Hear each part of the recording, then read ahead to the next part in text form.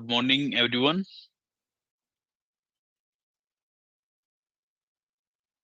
Good morning, sir. Good morning.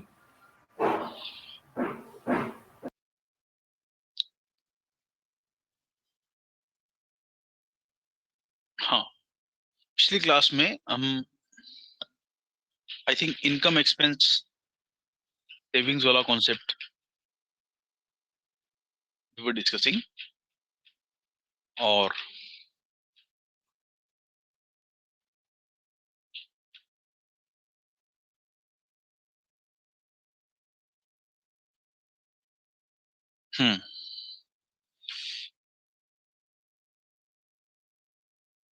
मैंने आपको ये क्वेश्चंस आई थिंक करने के लिए दिए थे ना, if I am not wrong.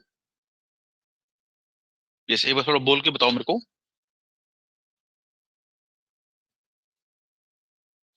हाँ जी, बताओ तो सही, कहाँ थे हम?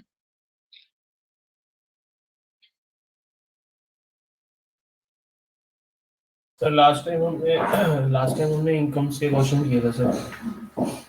सारे क्वेश्चंस सारे तो नहीं किए होंगे ना हमने। नहीं सर, सारे नहीं किए थे। ठीक है, आपको मैंने आई थिंक कुछ क्वेश्चंस दिए थे करने के लिए, मतलब मैंने जस्ट कराए, अभी वो कॉन्सेप्ट कराना है मैंने, बट जस्ट आपकी नॉलेज के लिए मैं आपको जस्ट टेस्ट करना चाह रहा हूँ। एक क्वेश्चन ये है, ये करके बताओ मेरे को क्या होगा इसका आंसर।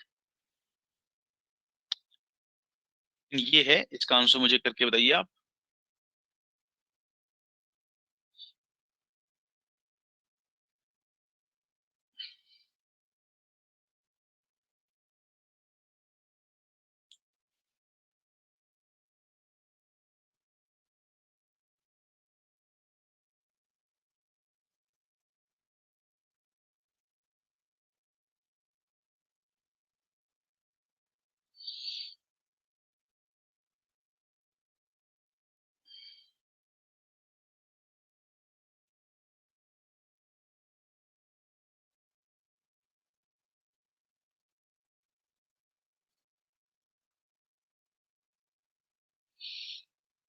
ठीक है, एक बार आप मुझे याद आ गया मैं कहाँ था पिछली बार। अब एक बार जो है इन क्वेश्चंस को मैं आपको दिखाता हूँ अभी।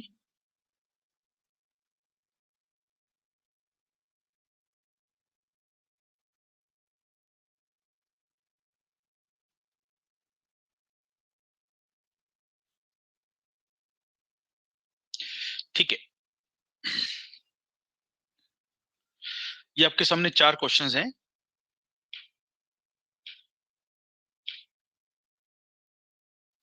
Hello.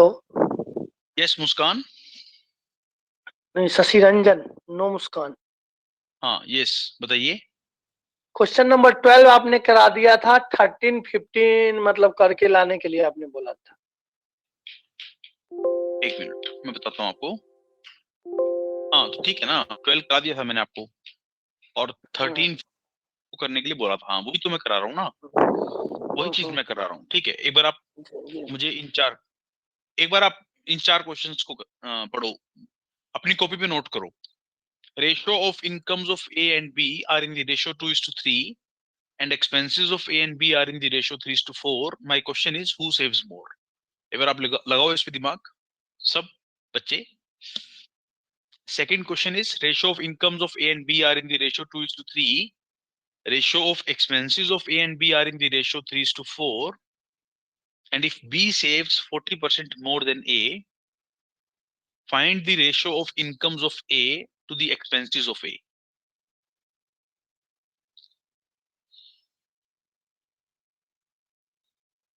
Third question, ratio of incomes of A and B are in the ratio 2:3 and ratio of expense of A and B are in the ratio 3:4. And if B saves 20% more than A, find the ratio of incomes of A to the expenses of A.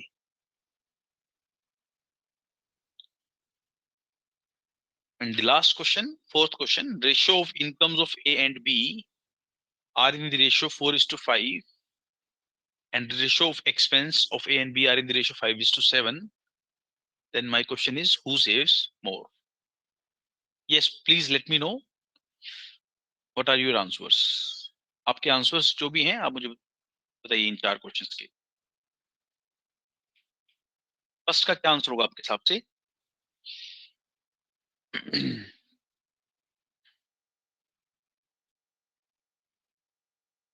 B saves more. Yes Ranchi, Ranchi, your answer is correct. ठीक है आपका answer. Second का answer बताइए आप। Second का answer बता सकते हैं आप?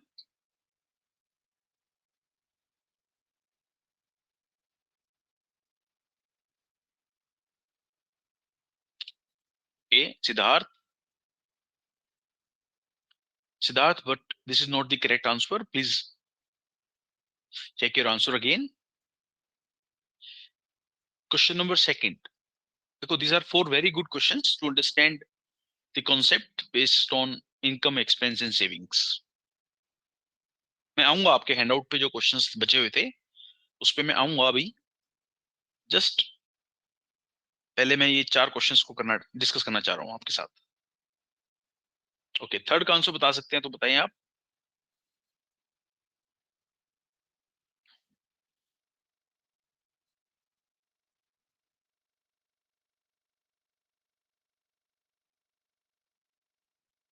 कोई तो बोलो, कुछ तो बोलो, कुछ तो टाइप करो। चैट ऑप्शन खाली पड़ी हुई है।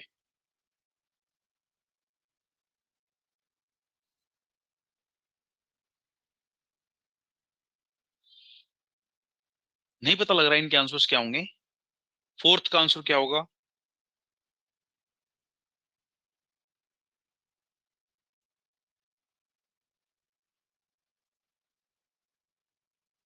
No Akshit, this is not the correct answer. Akshit, ये सही आंसर नहीं है बच्चे। Shreya Kumari, this is not the correct answer. ये Shivangi, this is the correct answer. Shivangi, आपका आंसर बिल्कुल सही है। देखो, इसको समझते हैं इन 4 क्वेश्चंस को हम। अच्छा मुझे बताओ, इसका शॉर्टकट से आपको तरीका समझाऊं या प्रॉपर मेथड, बड़ा मेथड से समझाऊं? एक तो होता है कि शॉर्टकट, जिससे कि पेपर में आया क्वेश्चन और फट हम आंसर करके आ गए। एक बार इस बात को रिप्लाई करके, मैं किसी कारण से ये बात पूछ रहा हूँ आपसे। Proper method, okay. How many of you want proper method for this question? परी सेज बोथ। अक्षय, क्योंकि ये क्वेश्चंस पेपर में आने हैं। ओके, बोथ, ठीक है ठीक है। First I will teach you the proper method, big method, traditional method you can say. ठीक है, ट्रेडिशनल मेथड। ठीक है ठीक है ठीक है ठीक है, मुझे मिल गए replies. Now look at the screen. Traditional method क्या है? ट्रेडिशनल मेथड देखो, ये है ए मेरे पास और ये है मेरे पास बी। ये इनकम की बात हो रही है, इनकम दे रखी है। इनकम 2:3 की रेशो में है। इसको मैं 2x मान लेता हूँ, इसको मैं 3x मान लेता हूँ। अच्छा, एक्सपेंस की बात करते हैं तो एक्सपेंस इसका 3y मान लेता हूँ और इसका 4y मान लेता हूँ, बिकॉज रेशियो क्या है? 2:3। देखो, जब भी क्वेश्चन ऐसा आता है ना, तो इफ नथिंग इज स्पेसिफाइड, मैं लिख देता हूँ एक बात बहुत क्लैरिटी से आपको। If nothing is specified, if nothing is specified, we assume that both of them saves some amount.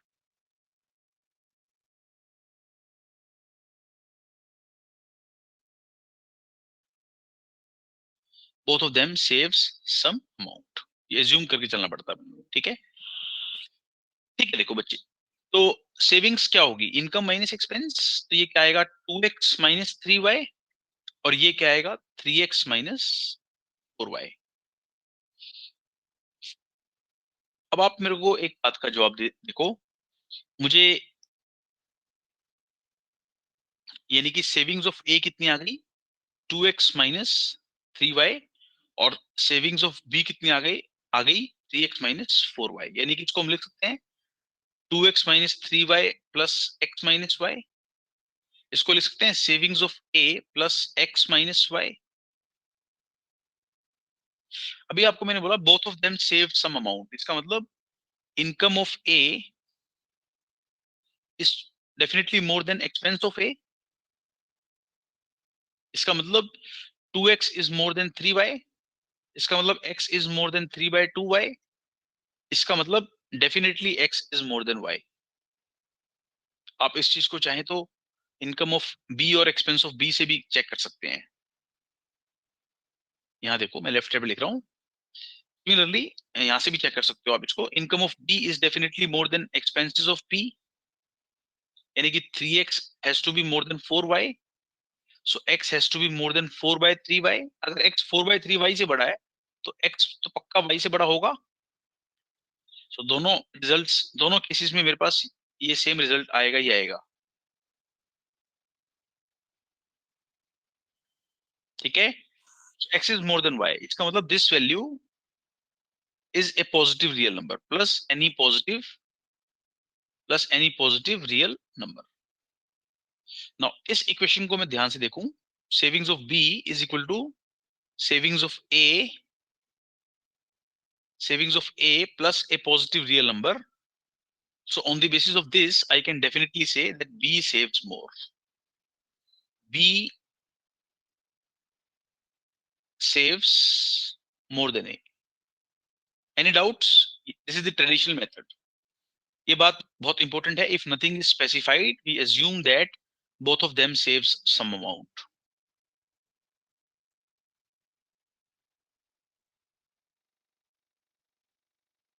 Is this method? Sir एक बार रिपीट करोगे? इनकम 2:3 की रेशो में है। इनकम को 2x मान लिया, इसको 3x मान लिया। एक्सपेंस 3:4 की रेशो में है, इसको 3y मान लिया, इसको 4y मान लिया। सेविंग्स क्या होती है? Income minus expense. तो ये 2x माइनस 3y क्या आएगा? Savings of A. And 3x minus 4y क्या आएगा? Savings of B.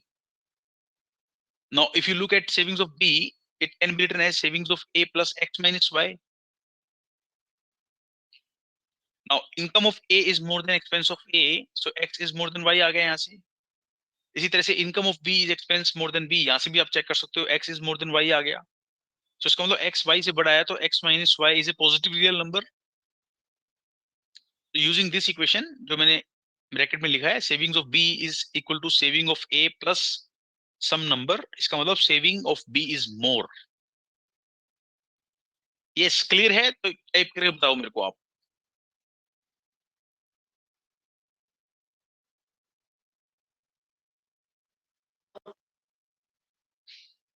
हेलो हाँ बताओ। सर, यहाँ पर सेविंग ऑफ ए प्लस क्या लिखे हैं? Black. Positive real number, positive real number. Okay okay, thank you sir. ठीक है, ये स्लाइड मैंने सेव कर ली है, लेकिन आपको कभी देखना हो, बट ये मेथड यूज नहीं करना अपने को, क्योंकि ये मेथड काफी लेंदी मेथड है। इसमें तो इतना टाइम लग जाएगा कि हम कैसे काम चलाएंगे अपना। इसको अब समझते हैं शॉर्टकट से। इसका शॉर्टकट समझना आप। देखो, this is A, this is B, ये इनकम्स हैं, ये 2:3 की रेशो में है। इसका मतलब इससे मैं बोल सकता हूं, कैन आई से फ्रॉम दिस, अब आप परसेंटेज सीख चुके हो, परसेंटेज का चैप्टर आपका हो चुका है, तो आप बोल सकते हो कि बी सेव्स, सेव्स बोल रहा हूं, बीज income is 50% more than that of B's income is 50% more than that of A's income. इसी तरह से एक्सपेंस के बारे में, एक्सपेंसेस की रेशो के बारे में बात करते हैं। एक्सपेंस की रेशो क्या है? 3:4, and from here I can definitely say that B's expense is 33.33% more than that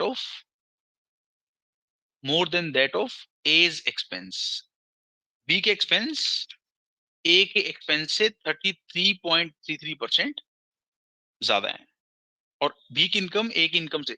इसका मतलब मैं A से 50% फालतू कमाता हूँ, और मैं B हूं मान लो, तो मैं A से 33.33% ज्यादा खर्च करता हूँ। इसका मतलब that means combining the first statement and second statement. Using the first statement and second statement, I'm sure that that means I can definitely say that savings of B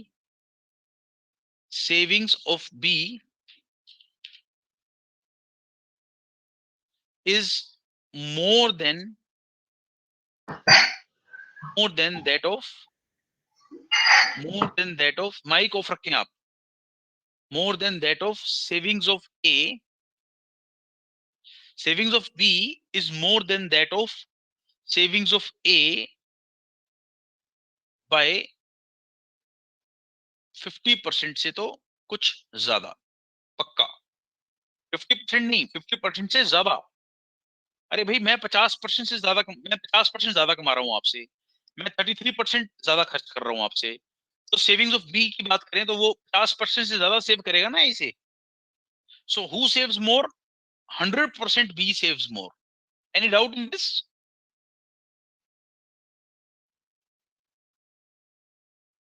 बल्कि 50% से भी कुछ ज्यादा सेव करेगा, हो सकता है 54% सेव करे, हो सकता है 56% सेव करे, हेलो हो सकता है ज्यादा सेव करे। यस सर, ये पूछ रहा था कि हाँ सर, मैं ये पूछ रहा था कि ये 50% और 33% कैसे कैलकुलेट किया आपने?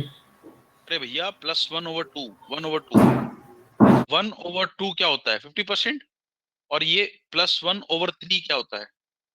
4 के मुकाबले 3 कितना ज्यादा है? 33.33%। और 3 के मुकाबले 2 के मुकाबले 3 के मुकाबले 4 कितना ज्यादा है? 33.33%। और 2 के मुकाबले 3 कितना ज्यादा है? 50%। Hello sir. हाँ सर इसका कोई ऐसा मेथड होता है जैसे यूनिटरी मेथड से, ऐसे 2/5 और 3/7 का नहीं इस्तेमाल नहीं करके? नहीं, ऐसा कुछ नहीं है। फिर तो वो ट्रेडिशनल अप्रोच फॉलो कर सकते हैं, अगर आपको ये इसमें कुछ दिक्कत लग रही है तो। आई डोंट थिंक कि ट्रेडिशनल अप्रोच यूज करनी चाहिए आपको, और इसमें कुछ दिक्कत है। सर हमने परसेंटेज जो सीखा है उसका क्या फायदा हुआ बताओ? हमने जो चीज सीखी है उसको अप्लाई तो करना चाहिए ना। इसमें क्या दिक्कत है? मुझे तो समझ नहीं आ रही क्या दिक्कत आ रही है आपको। सर वो दिक्कत नहीं आ रही सर, जैसे वो मैकेनिज्म समझने के लिए पूछ रहा था सर। अच्छा ये क्लियर है ना आपको? हाँ जी। How do you know that B is savings more than? अच्छा ये किसने पूछा था क्वेश्चन? प्रज्ञा। सर प्रज्ञा नहीं नहीं नहीं, प्रज्ञा ने एक क्वेश्चन टाइप करके पूछा है। प्रज्ञा बच्चे आप मेरी बात को सुने ध्यान से। अगर मैं आपसे 50% ज्यादा कमाता हूं और मैं आपसे 33.33% ज्यादा खर्च करता हूं, तो मेरी सेविंग 50% से मेरी सेविंग आपकी सेविंग से या तो 50% से तो कुछ ज्यादा ही सेव होगी ना, मतलब 60% हो सकती है, 70% हो सकती है, more than that of savings of A by. बल्कि मैं अगर इसमें एक क्वेश्चन और बना देता हूँ, चलो एक मिनट, इंसर्ट डुप्लीकेट पेज। और अब आपसे एक क्वेश्चन पूछता हूँ, मुझे इसका आंसर देना आप। Just tell me answer to this question. मैं आपसे एक क्वेश्चन और पूछ रहा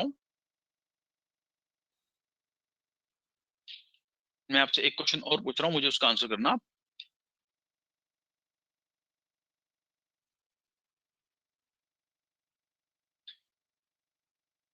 कैन आई से B's saving is to A's saving?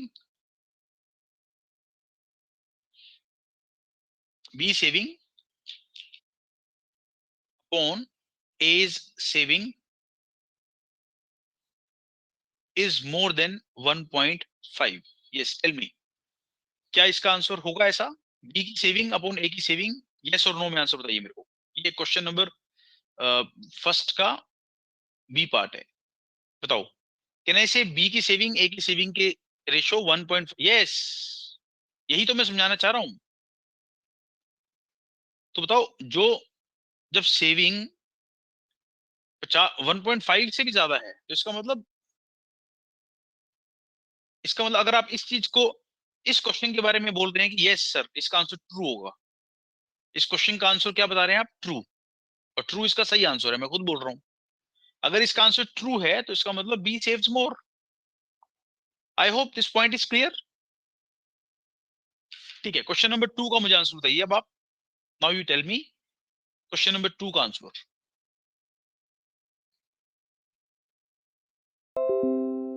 Siddharth, this is not the correct answer. Gurang, this is not the correct answer.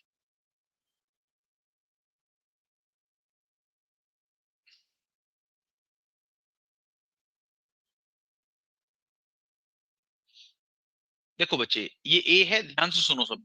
ये ए है, ये बी है। अच्छा बताओ, ट्रेडिशनल अप्रोच से कराऊं या शॉर्टकट से कराऊं?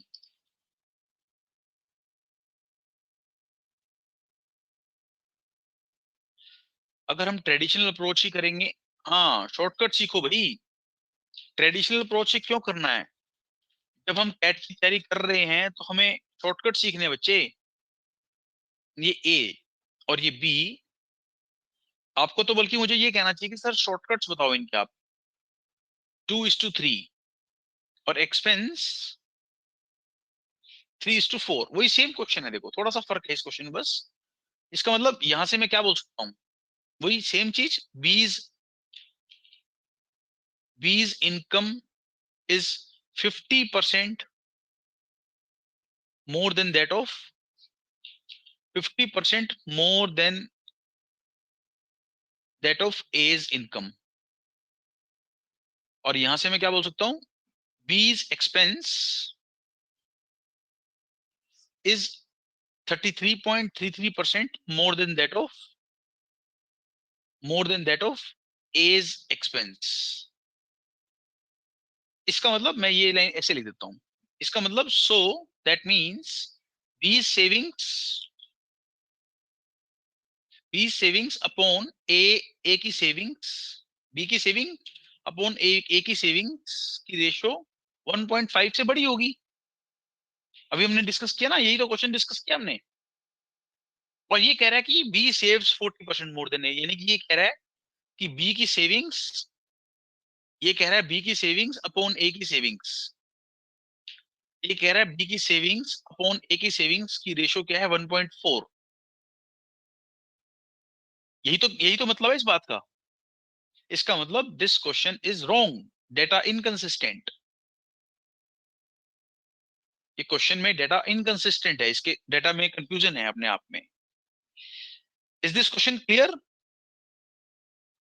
सर हाँ, सर ये 1.5 कैसे आया? बी सेविंग अपॉन ए सेविंग 1.5 से ज्यादा ज्यादा बोल रहा हूँ। तो वो कैसे आया एग्जैक्टली 1.5? ये स्लाइड रेफर करो उसके लिए आप। अरे भाई कहाँ डाउट है इसमें आपको? देखो सुनो, चलो एक मिनट, एक और काम करते हैं हम। सर ये इंट्यूटिवली सेंस नहीं बनाता मेरे को कि मतलब ये ठीक है, बीस अभी की अभी अगर 50। आप माइक ऑफ रखें, आप सुने, माइक ऑफ रखें, आप सुने। अभी आपको पता लगेगा मैं क्या कहना चाह रहा हूँ।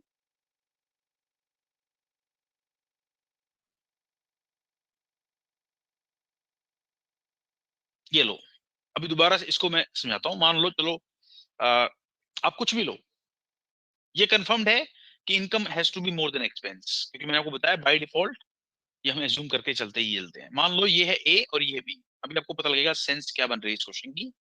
ये इनकम है, मान लो इसकी इनकम है 20,000 रुपया, इसकी इनकम है 30,000 रुपया। इसका एक्सपेंस कम होगा 20,000 से, ये तो कंफर्म्ड है ना। चलो मान लेते हैं इसका एक्सपेंस है 6,000 रुपए का और इसका एक्सपेंस है 3:4 की रेशो के हिसाब से 8,000 रुपए का। तो बताओ इनकी सेविंग्स क्या आएगी? 20,000 माइनस 6,000 14,000 और 30,000 माइनस 8,000 22,000। तो इनके इनकी सेविंग्स की रेशो क्या आ गई यहाँ से? 14:22। यानी कि यहां से मैं बोल सकता हूँ savings of B by savings of A कितना आ रहा है? 22/14, यानी कि 11/7, यानी कि इट इज मोर देन 1.5, यानी कि 1.5 से कुछ ज्यादा है। 1.5 से कुछ ज्यादा है। यस, बताओ। आप कोई और एग्जांपल लेना चाहो तो कोई और एग्जांपल भी ले सकते हो आप। ये ए है, ये बी है, ये इनकम है। आप कुछ और एग्जांपल लेना चाहो कुछ और ले सकते हो। ये मान लो आपने 20,000 लिया ये आपने 30,000 लिया, but income has to be more than expense. अब आप ये मान लो ले लेते हो 3 into 5 कर लेते, चलो 15,000 इसको ले लिया और 4 into 5 20,000 इसको ले लिया। तो बताओ सेविंग्स कितनी आएगी? ये 5,000 की आ गई सेविंग्स और ये 10,000 की सेविंग्स आ गई। 2:3 और 3:4, तो डिफरेंस कितना आया? 5,000 और 10,000। ठीक है, तो यहां से savings of B upon savings of A कितना आएगा? 10/5, यानी कि 2/1, यानी कि it is more than 1.5। Clear है अब आपको? तो इसको आप चाहे ट्रेडिशनल अप्रोच से समझ लो या इस अप्रोच से समझ लो या फिर एग्जांपल्स लेके समझ लो, ये 1.5 से ज्यादा आएगी ही आएगी। क्रिश, लेकिन सर आपने बॉटम लाइन डिसाइड कैसे करी कि 1.5 से ऊपर ही होगी? कौन सी बॉटम लाइन? ये जो स्लाइड में दिख रही है आपको, इस स्लाइड की बात कर रहे हैं क्या आप? Yes sir. अरे भाई 50 खुद सोचो ना, बेसिक कॉमन सेंस है ये बच्चे, मैं कैसे समझाऊं आपको ये बात? अगर मैं आपसे 50% ज्यादा कमाता हूं, मैं आपसे 33% फालतू खर्च करता हूं, तो मैं आपसे 50% से कहीं ज्यादा सेव करूंगा। फिर ये मतलब बिना एग्जाम्पल के कैसे कंक्लूड किया आपने? मतलब अगर आपने अब एग्जाम्पल समझाया तो समझ में आ गया सर। नहीं नहीं, बिना एग्जांपल के कंक्लूड हो रहा है ये, बिल्कुल साफ साफ। अरे भाई सुनो, मैं आपसे 50% फालतू कमाता हूं का मतलब यही है ना कि आप 1 लाख कमाते हो तो मैं 1.5 लाख कमाता हूं, और मैं आपसे 33% फालतू खर्च करता हूं। मतलब आप अगर 50,000 खर्च करते हो तो मैं जो या 60,000 खर्च करते हो तो मैं 80,000 खर्च करता हूं। तो इन एनी केस मेरी इनकम आपकी, मेरी सेविंग जो आएगी आपकी सेविंग से 50% से तो बहुत ज्यादा आएगी, बिकॉज मेरा खर्चा तो परसेंटेज की टर्म्स में 33.33 है, 50 से कम है।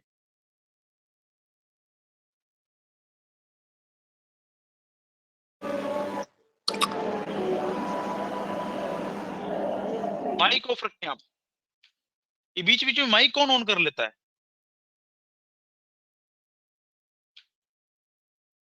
इसी क्वेश्चन को इस तरह से भी पूछा जा सकता है, can I say B savings upon A savings is more than 1.5? Answer is yes, true, 100% true. Second question clear है सबको? सेकंड क्वेश्चन एक बार रिप्लाई करके बताओ जल्दी से, फटाफट।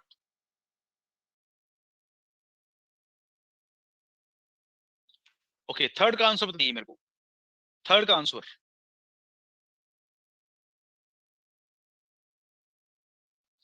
Answer to the question number third screen पे दिख रहा है आपको? ठीक है, right Vishal, please please tell me question number third answer.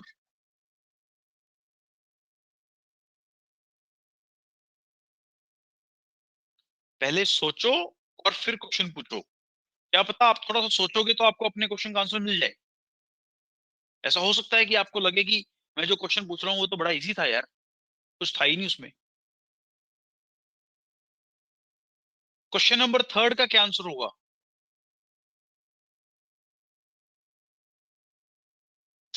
अभी आपको बताया ना मैंने, इसमें क्यों इतना सोच रहे हो? देखो अभी आपको बताया मैंने, सेविंग्स ऑफ बी अपॉन, हाँ, डेटा इनकंसिस्टेंट, सफिशिएंट नहीं। डेटा एक, इनकंसिस्टेंट होगा सर इसका।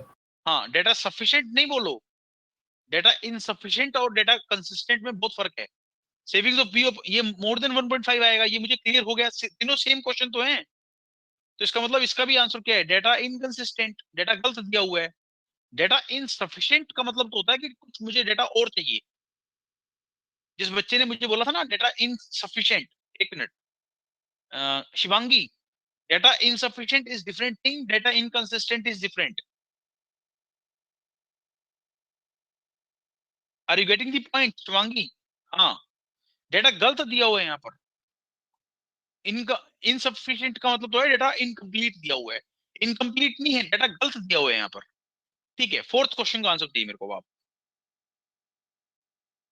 अब इसमें वैल्यूज चेंज हो चुकी हैं, फिगर्स चेंज हो चुकी हैं, बताइए मेरे को आंसर इसका।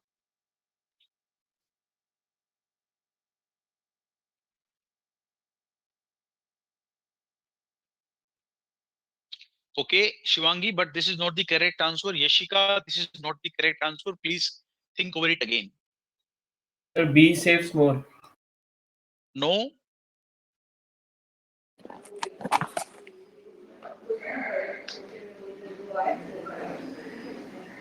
अभी माइक किसका ऑन है भाई? मैं 1 मिनट के लिए इस बच्चे को मैं म्यूट कर देता हूं।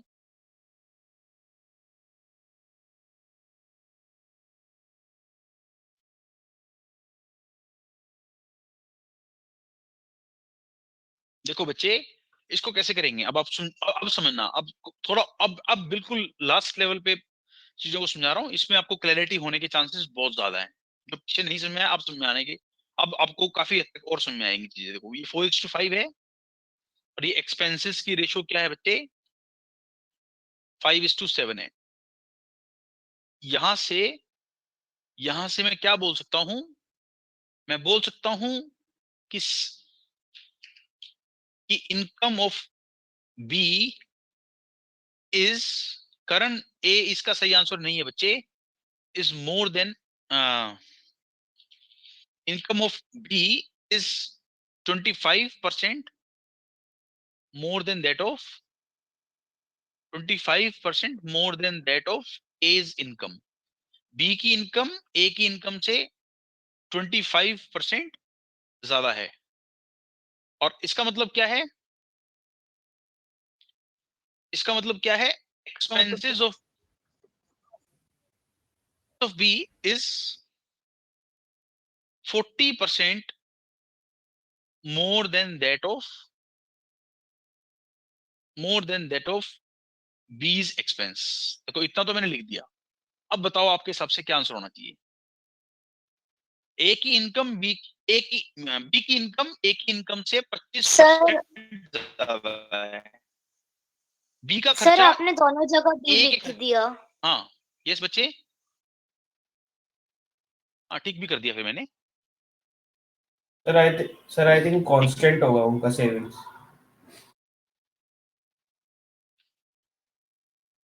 नहीं, सोचो सोचो सोचो सोचो, थोड़ा दिमाग लगाओ। अभी जो सिखाया है वो सब सर ए सेव्स मोर। नहीं, इसका आंसर है कैन नॉट बी डिटरमिन्ड। चलो मैंने आंसर बता दिया अब आपको। अब आप सोचो ये आंसर कैसे आया है। देखो इसका पहले मैं लॉजिकल एक्सप्लेनेशन समझाता हूँ, फिर मैं चाहोगे तो ट्रेडिशनल अप्रोच से भी समझा दूंगा इसको। लॉजिकल एक्सप्लेनेशन ये है, अगर मैं आपसे 25% फालतू कमाता हूं और खर्च में आपसे 40% ज्यादा खर्च करता हूं, सो इसका मतलब ये है कि savings of A can be more than savings of B, savings of A can be equal to savings of B, and savings of A can be less than saving of B. कुछ भी हो सकता है। Anything and everything is possible. Anything and everything is possible. अगर तो income ज्यादा हो और एक्सपेंस कम हो तब तो मैं श्योर होता हूं। बट अगर इनकम मतलब इनकम का परसेंटेज ज्यादा हो और एक्सपेंस का परसेंटेज मोर देन में कम हो, जैसे कि हमने पिछले क्वेश्चन किया है, तब तो मैं श्योर हो जाता हूं। लेकिन अब इस केस में इनकम का परसेंटेज मोर देन में कम है और एक्सपेंस का परसेंटेज मोर देन में थोड़ा ज्यादा है इससे, तो now I am not sure. Let us understand इसका प्रूफ क्या है।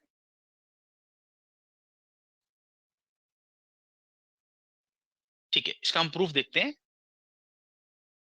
लॉजिकल एक्सप्लेनेशन तो मैंने आपको ये हम इसको ट्रेडिशनल अप्रोच भी कर सकते हैं, बट 1 मिनट के लिए, ये ए है ये बी है, 3 केस लेते हैं। चलो, एक केस ये है, दूसरा केस ये ए है और ये बी है, और थर्ड केस अगेन ये ए है और ये बी है। चलो, ये फर्स्ट केस में हम मान लेते हैं कि इसकी इनकम है 4000 और इसकी इनकम है 5000। और एक्सपेंस की बात करें तो या इसको 4000 5000 ना मान के इसको 8000 मान लेते हैं और इसको 10000 मान लेते हैं। ठीक है, ये 8,000 और ये 10,000।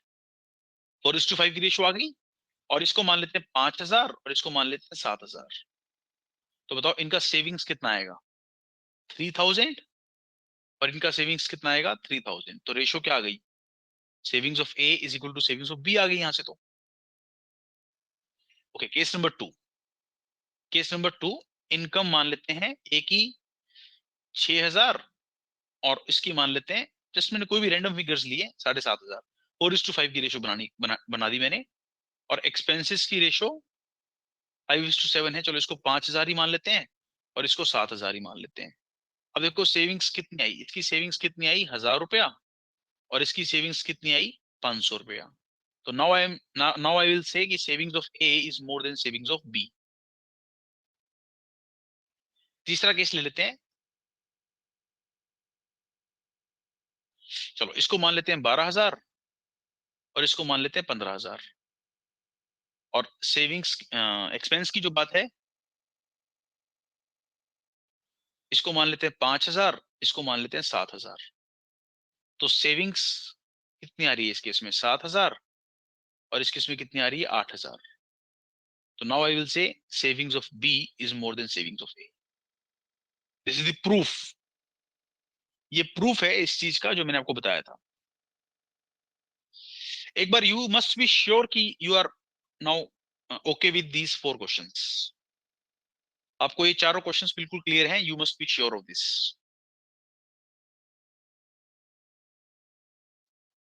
मैं एक बार फिर से स्लाइड्स दिखा देता हूं। This was my first question and I solved this with the help of traditional approach. This is the shortcut approach, modern approach, जिसको हम एग्जांपल्स के हिसाब से जस्टिफाई भी कर सकते हैं। इसको अलग तरीके से भी पूछा जा सकता है तो भी इसका आंसर ट्रू रहेगा।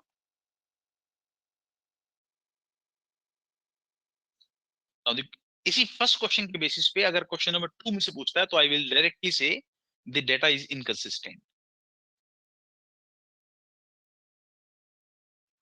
उसी फर्स्ट क्वेश्चन के बेसिस पे अगर मुझसे क्वेश्चन नंबर 3 पूछता है तो again I would say data is inconsistent. Data गलत दिया हुआ है मेरे को।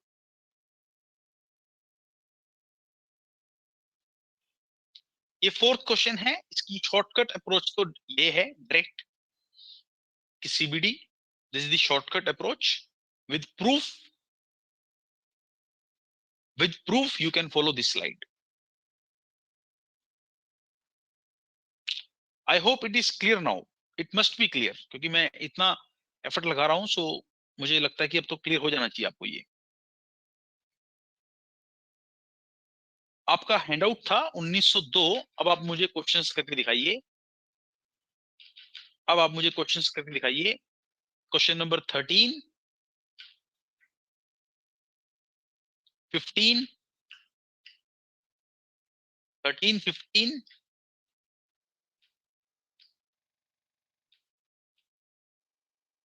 एंड एडिशनल का 9। ये लो मैं लिख देता हूं 13th, 15th एंड एडिशनल का 9। जो कराता हूं ना घर जाके उसको सोचा करो, पढ़ा करो घर जाके। ठीक है। हैंडआउट कोड है आपका 1902। इसके ये 3 क्वेश्चंस कराओ मुझे, फिर मुझे बताओ इसके आंसर्स क्या है and then I will move to the next part of this chapter. ठीक है, 2 मिनट का समय दे रहा हूं आपको, करो इनको।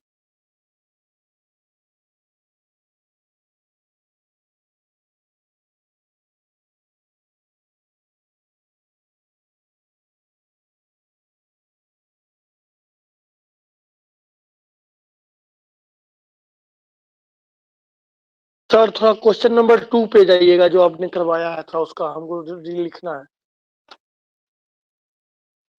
Hello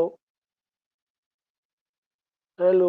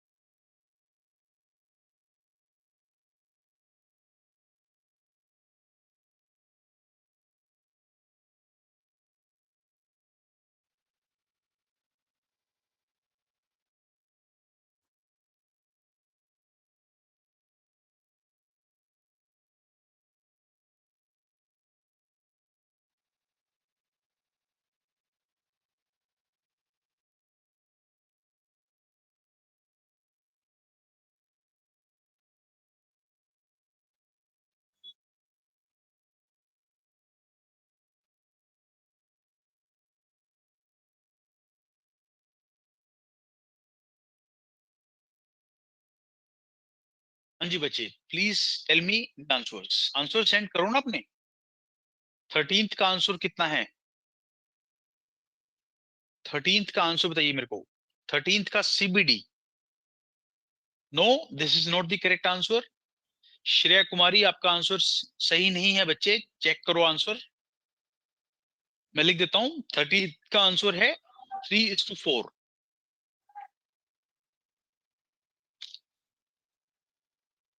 yes Divanshu, mic off रखें आप, माइक ऑफ रखें। 15th का आंसर है बी सेव्स मोर।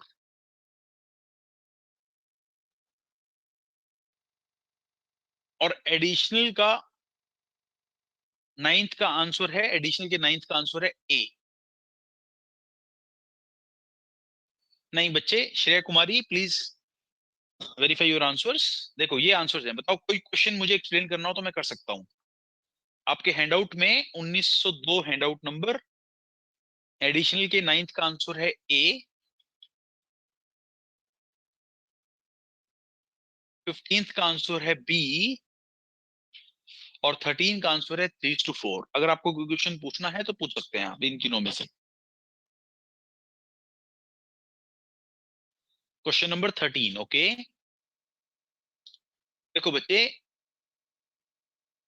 ये तो बहुत इजी क्वेश्चन था एक्चुअली। हम इसको कई तरीकों से कर सकते हैं, कई तरीकों से।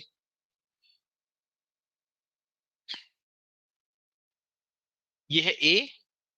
There are multiple approaches to do this question, but कोई बात नहीं, हम सबसे पहले बेसिक अप्रोच से करते हैं इसको। ये इनकम है 5:4 की रेशियो में, इसको हम 5x मान लेते हैं, इसको 4x मान लेते हैं। क्लियर? और ये एक्सपेंस है, ये एक्सपेंस किस रेशियो में दे रखा है मेरे को? 3:2 की रेशियो में, तो इसको 3y मान लेते हैं, इसको 2y मान लेते हैं। और सेविंग्स कितनी आएगी मेरे पास? इनकम माइनस एक्सपेंस, यानी कि 5x माइनस 3y, और ये कितनी आएगी? 4x minus 2y।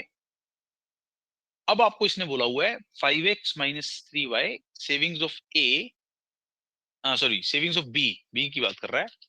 Savings of B यानी कि 4x minus 2y, this is 1/3 of his income.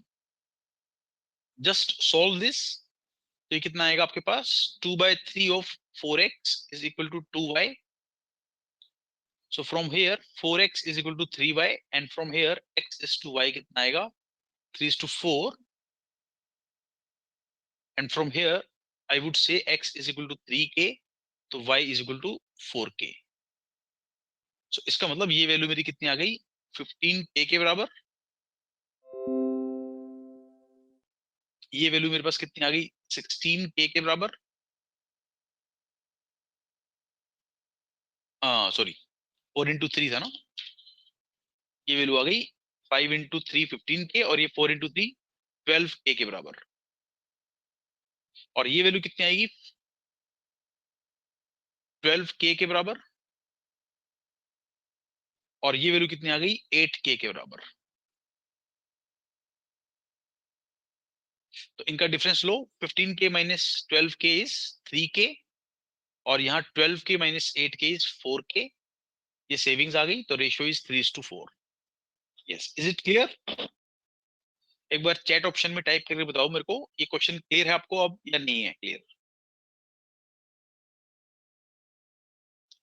Gurang, अपूर्व, सलोनी, बाकियों का क्या स्टेटस है? प्रशांत, अंशु, शुभम, ठीक है, मोस्ट ऑफ द स्टूडेंट्स। और कोई क्वेश्चन? 15th क्वेश्चन में कोई डाउट हो? सर एक मिनट वापसी दिखाना वो स्लाइड सर।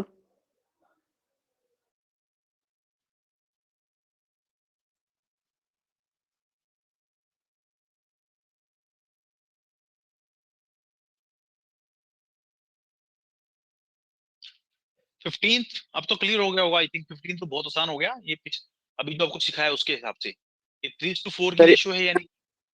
सर सॉरी, वापसी एक बार दिखा दो, स्क्रीनशॉट ले लेता हूँ। क्या कितना टाइम लोगे इसको समझने में और सीखने में? अगर इतना एक टाइम पे क्वेश्चन पे लोगे तो फिर कैसे चलेंगे आगे?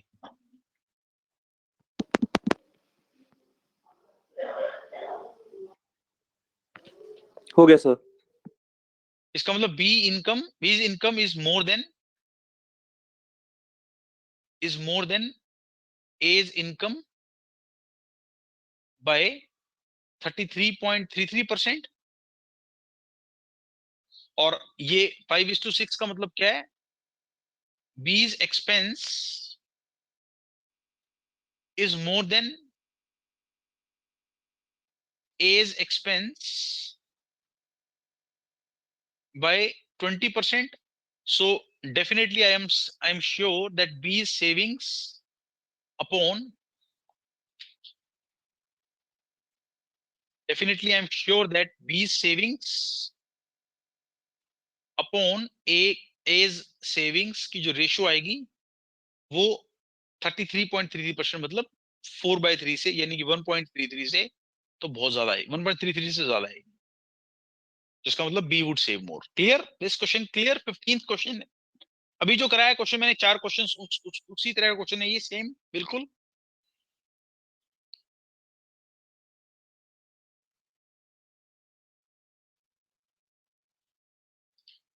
एडिशनल का 9th कैसे कर सकते हैं? एडिशनल का 9th, हाँ ये इजी है question, this was an easy question. A B, ये प्रोपोर्शन पूछ रहा है बच्चे आपसे, ये क्वेश्चन डिफरेंट है। इनकम 3:4 है, इसको 3x मान लेते हैं, इसको 4x मान लेते हैं। एक्सपेंसेस की रेशियो क्या है? देखो ये लाइन नहीं लिखी होती तो भी हम मानते हैं, देखो इसमें लिख दिया, each of them saves spends of part of income and saves the income. ये नहीं लिखी होती लाइन तो इसका मतलब है ये लाइन मेंशन्ड है अपने को, यही मैंने आपको बताया था ना पीछे। एक्सपेंसेस की रेशियो 2:3, यानी कि 2y है तो ये 3y है। आप मुझे ये बोल रहा है कि savings as a proportion of income किसकी ज्यादा है।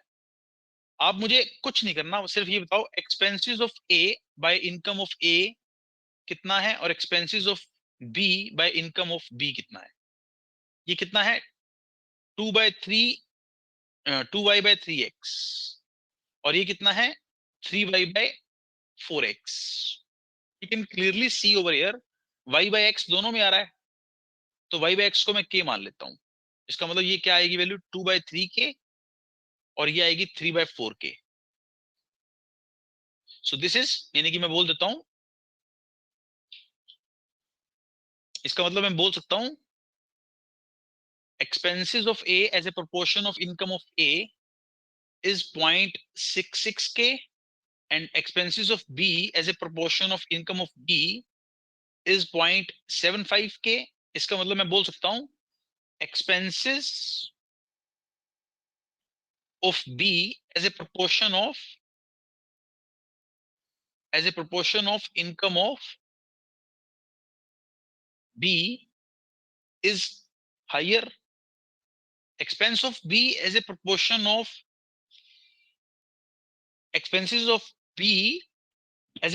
of income of B is higher, या इसको उल्टा लिखे ज्यादा अच्छा है, expenses of A as a proportion of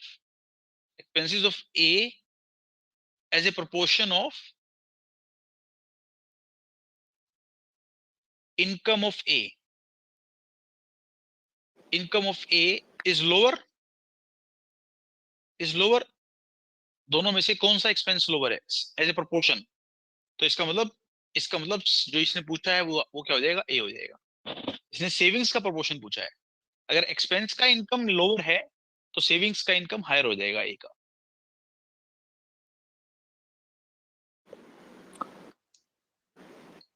yes, any doubt? Additional question number,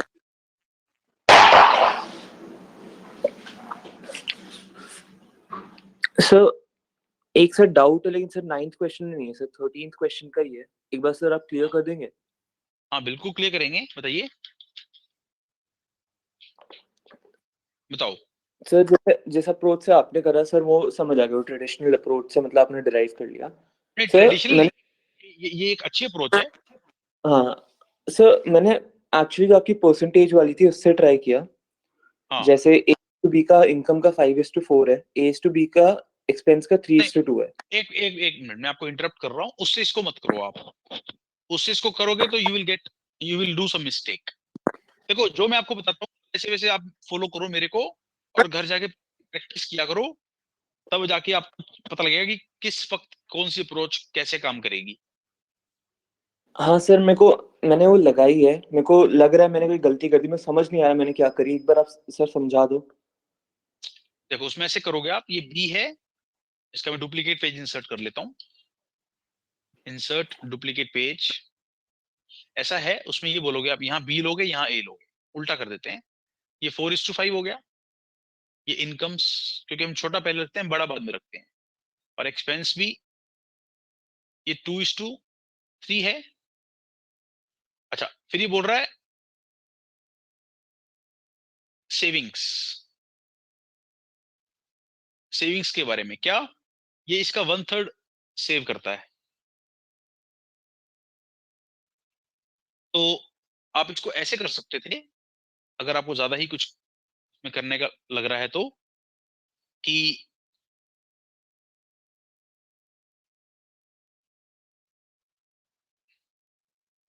इसको हमने, आप परसेंटेज से बोल रहे हो, परसेंटेज से तो सिर्फ ये निकाल सकते हैं कि इसकी इनकम इससे ज्यादा होगी। मैं बोल रहा हूं आप इसको ऐसे कर सकते हो कि suppose this is 4x and this is 5x, this is 2y and this is 3y। तो ऐसे कर सकते हो, इसका 1/3 सेव करता है, तो यानी ही सेव्स 4/3x, ही सेव्स 4/3x। तो ये मान लो के सेव करता है, ये कुछ भी, ये उससे बेटर अप्रोच नहीं जाएगी। ये अप्रोच मैं एक्चुअली ये अप्रोच यूज करने की कोशिश कर रहा था, जो आपको मैंने इस क्वेश्चन के लिए बताई थी। हाँ, जो इस क्वेश्चन के लिए बताई थी ना, वो अप्रोच यूज करने की कोशिश कर रहा था, बट वो इसमें उतनी ही लंबी हो जाएगी जितनी की ये है। ये 13th के लिए ये अप्रोच बेस्ट है, 13th हाँ सर क्वेश्चन के वो लिए। तो, हाँ जी सर वो तो हो गया, लेकिन मैंने इधर यहाँ पे ये करा है, आप मेरे को बस बता दीजिए कि मैंने यहाँ पे गलत क्या किया। क्या बोलना जैसे चाह रहे हो दिया, बोलो। हाँ B saves 1/3 of his income, right, so वो उसका हाँ 33% सेव करता है। दैट हाँ मीन्स वो अपनी इनकम का 76% जितना भी 6x से वो स्पेंड करता है। हाँ तो हाँ उसका मतलब हमें रेशियो का जो टू रेशियो है उसका 3:2 के अंदर 2 है, उसका हमें एक थोड़ा सा मेजर मिल गया। अब हमें इस रेशियो से पता लग रहा है कि ए अच्छा, 50% ज्यादा कर रहा उस तरह से कह रहे हो आप, उस तरह से कह रहे हो तो हो जाएगा। है। हाँ आप इसको ऐसे समझो, ये ए है और ये बी है।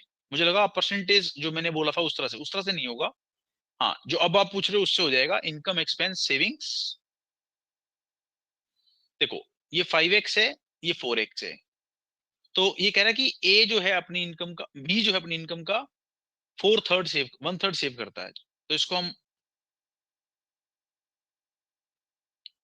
और आसान बनाने के लिए 5x ना लेके कुछ और ले लेते हैं। चलो 5x की जगह हम ले लेते हैं 10x। ये मान लो 10x है और ये आपका 8x है, 3 का मल्टीपल ले लेते हैं। चलो 5 × 3 15x है, और ये मान लो 12x है, तो भी 5:4 की रेशियो बनेगी। अभी 1/3 सेव करता है, 1/3 सेव करना मतलब ही सेव्स 4x, तो यानी कि we will spend how much, we will spend 8x, तभी तो 4x आएगा ही। तो इफ दिस इज 8x, क्योंकि ये रेशियो 3:2 की रेशियो है, if this is 8x this has to be 12x। So इसका डिफरेंस कितना आएगा 3x का, तो रेशियो क्या बनेगी 3:4 बनेगी ना।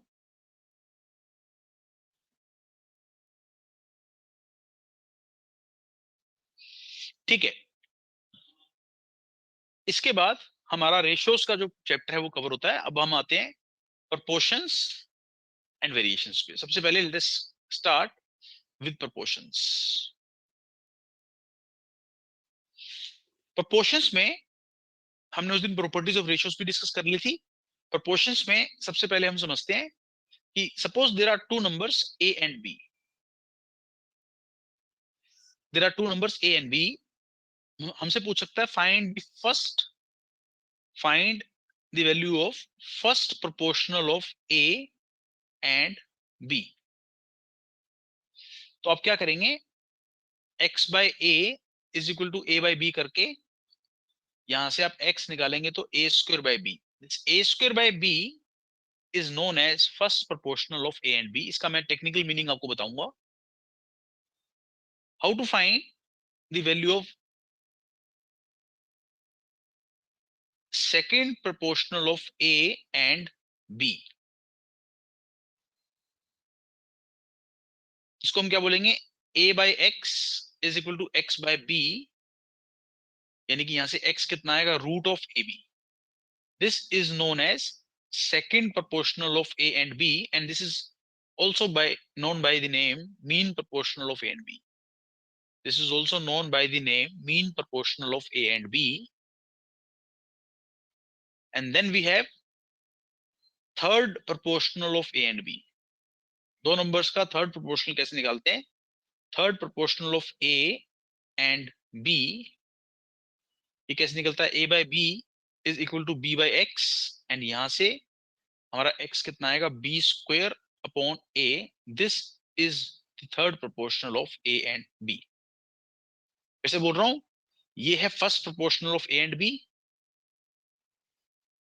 और ये है second proportional of a and b, ये है third proportional of a and b.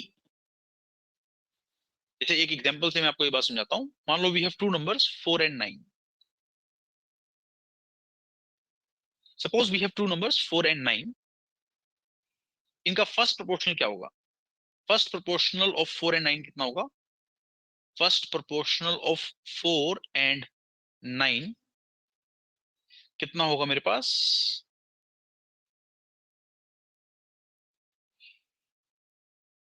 ये जो पीछे हमने फॉर्मूला लिखा है a स्क्वायर बाय b, तो कितना आएगा 4 स्क्वायर बाय 9, यानी कि 16 by 9. Yes Aviral, you are right.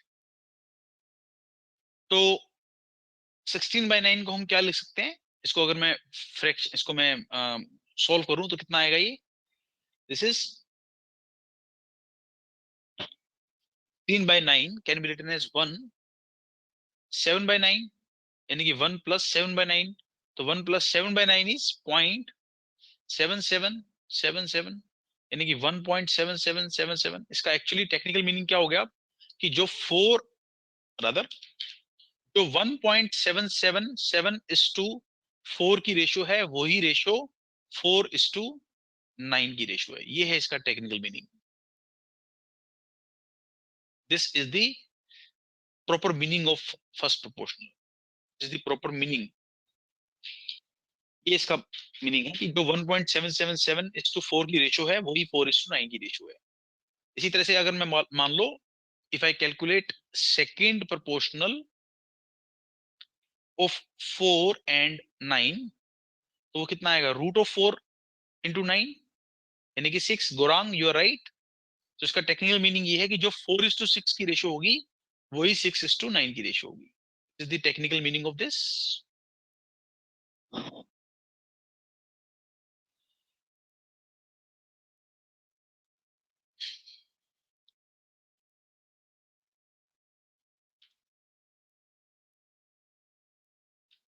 इसी तरह से अगर मैं दो ही नंबर है, वही सेम 4 और 9, if I want to calculate third proportional, Sir, please show the last slide.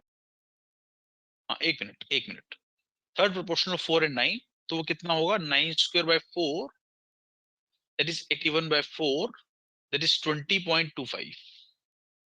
So that means जो 4 इज टू 9 की रेशियो होगी, वही रेशियो 9 इज टू 20.25 की होगी.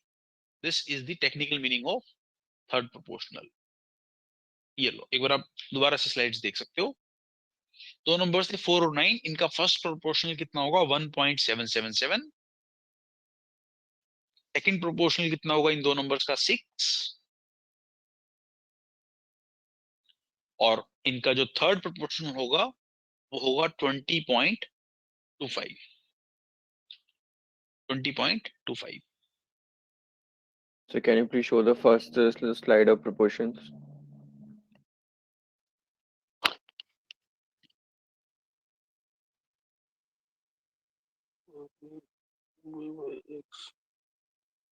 X is equal to B square by A. Okay.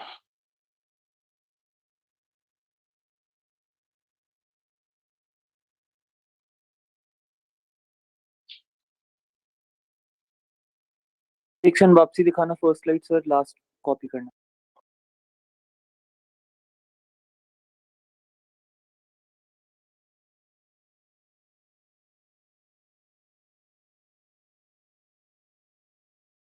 Remove next page sir.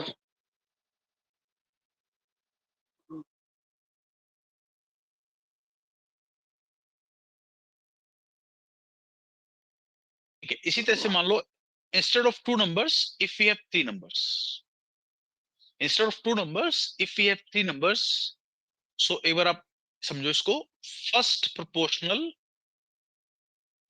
Proportional of A B C का मतलब क्या होता है? माइक ऑफ रखो बच्चे please.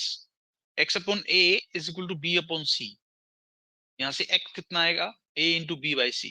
a into B by C is nothing but first proportional of A B C. जैसे मैं निकालना चाह रहा हूं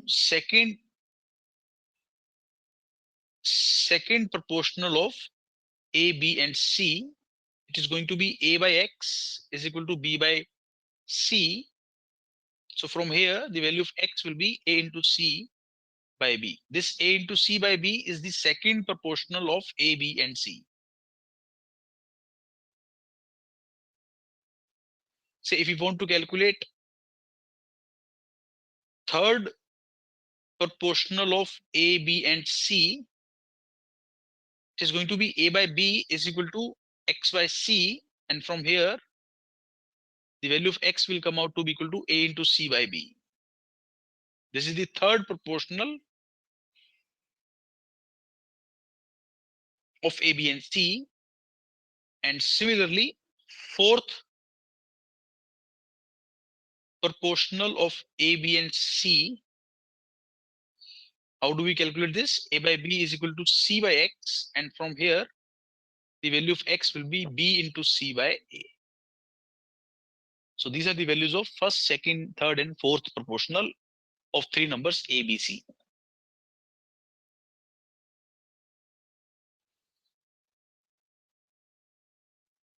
हाँ, यस दिवांशु, दिव्यांश आपने सही नोट किया, ऐसा बिल्कुल ठीक कह रहे हैं आप, ऐसा ही होता है।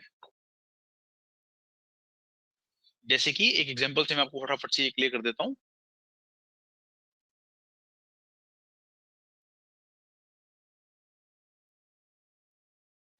Suppose we have 3 numbers 2, 4 and 9, कोई भी 3 नंबर मान लिए, तो इनका फर्स्ट प्रोपोर्शनल क्या होगा? इनका फर्स्ट प्रोपोर्शनल क्या होगा?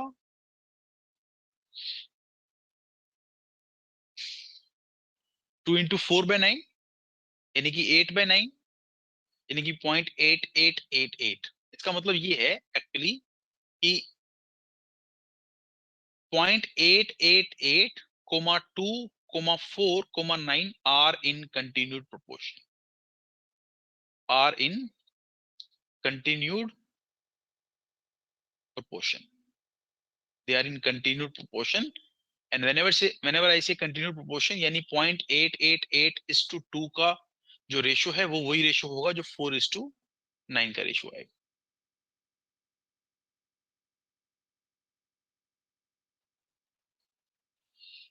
For example, if I calculate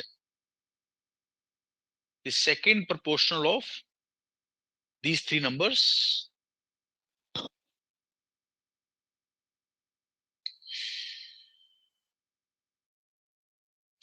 वो कितना आएगा? 2 into 9 by 4 यानी कि 18 by 4 यानी कि 9 by 2 यानी कि 4.5। इसका मतलब मैं बोल सकता हूं कि 2, 4.5, 4 and 9 they are in continued proportion. They are in continued proportion.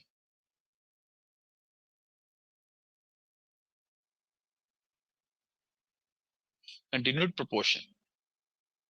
Continued proportion means जो 2:4.5 की रेशियो आएगी वो वही होगी जो 4:9 की रेशियो आएगी।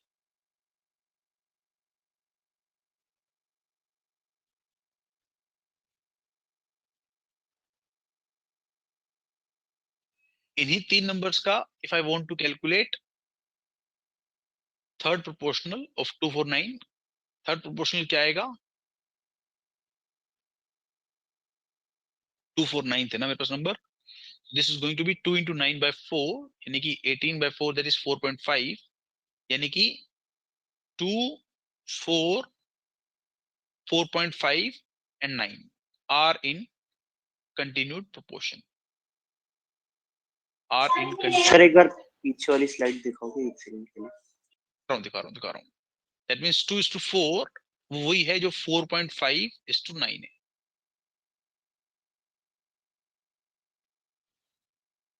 और इसी तरह से फोर्थ प्रोपोर्शनल क्या होगा इनका 249 का?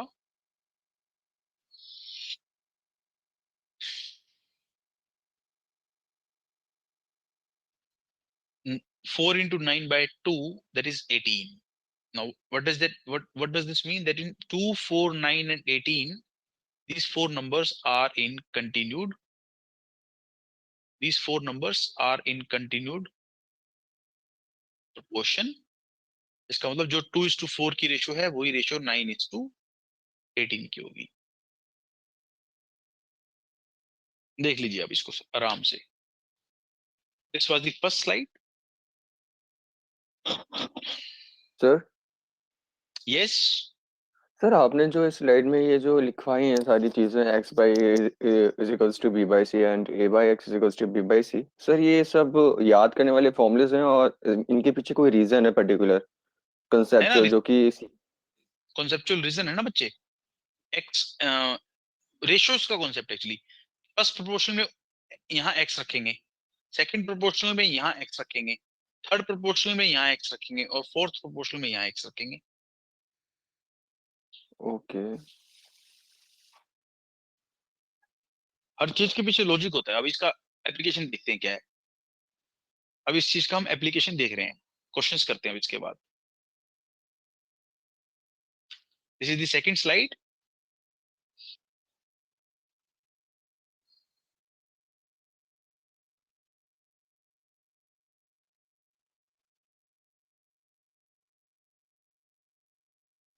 And this is the third slide.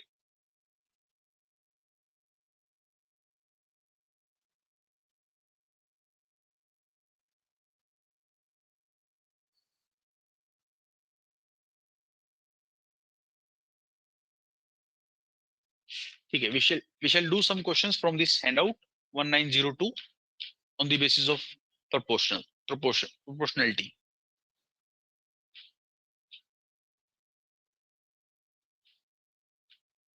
ज्यादा क्वेश्चंस तो नहीं है इस हैंडआउट में, बट जो भी हैं क्वेश्चंस हम वो कर लेते हैं.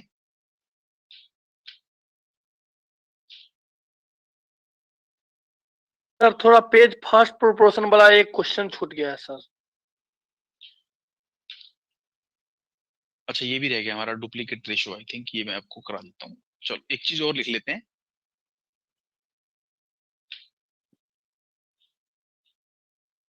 कौन सा पेज मिस हो गया भैया आपका? सर फर्स्ट प्रोपोर्शन वाला जो बताए फर्स्ट.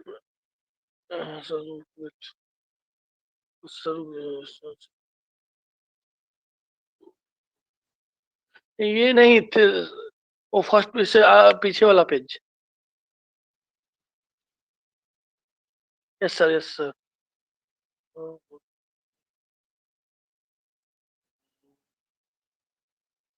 नहीं वो 2 रेशियो वाला है, वो 2 वाला ए कमा बी लिए ना है. हाँ ओके सर इससे पीछे.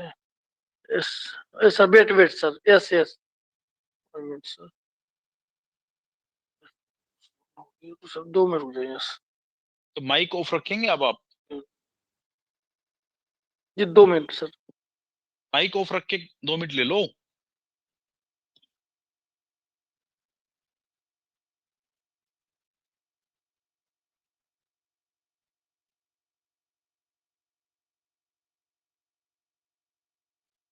आपकी क्लास से तो पूछ लो कि 2 मिनट क्लास खाली बैठ सकती है क्या? पूरी क्लास 50 बच्चा बैठा है क्लास में इस वक्त. 50 से भी ज्यादा बैठा है आई थिंक. हाँ 50 बच्चा बैठा है क्लास में. पूछ लो उनसे कि ये इतना टाइम अगर हम इस चीज के ऊपर लगाएंगे. हाँ वो देखो निखिल ने बोल दिया take screenshot. No sir leave it sir. हो गया ओके. ठीक है. Mic off. देखो एक रेशो है A/B, तो इसकी डुप्लीकेट रेशो क्या, हालांकि ये छोटा सा कॉन्सेप्ट है, ज्यादा बड़ा कॉन्सेप्ट नहीं है, कई बार क्वेश्चन आ सकता है तो हमें पता होना चाहिए। हाँ, yes Komal, you are right. तो आप देखो, आप अपने ये एवरीवन पे लिखो इस, ताकि इस बच्चे को पता लगे कि बाकी बच्चे क्या सोच रहे हैं इसके बारे में। Duplicate page means A² is to B², duplicate ratio means A² is to B²। सब डुप्लीकेट रेशो का मतलब होता है A⁻½ is to B⁻½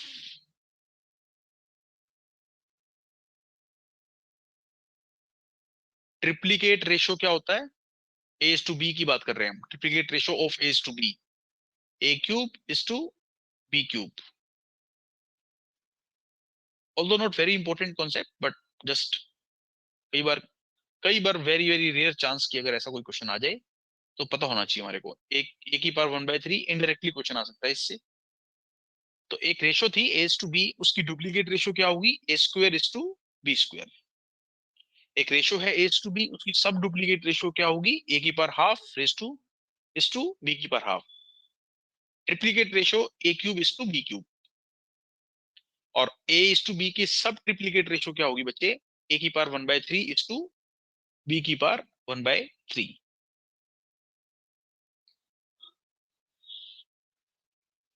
ठीक है, इसके ऊपर हम बेस्ड कुछ क्वेश्चंस कर सकते हैं। अब जो आपको मैंने अभी तक कराया है प्रोपोर्शनलिटी में, इसके ऊपर based हम सर एक सेकंड स्क्रीनशॉट ले दो। कुछ नहीं था उसमें बच्चे, ये ले लो स्क्रीनशॉट आराम से। ले लिया सर, बस चेंज। किसी ने नहीं लिया स्क्रीनशॉट तो ले लो इसको स्क्रीनशॉट इसका।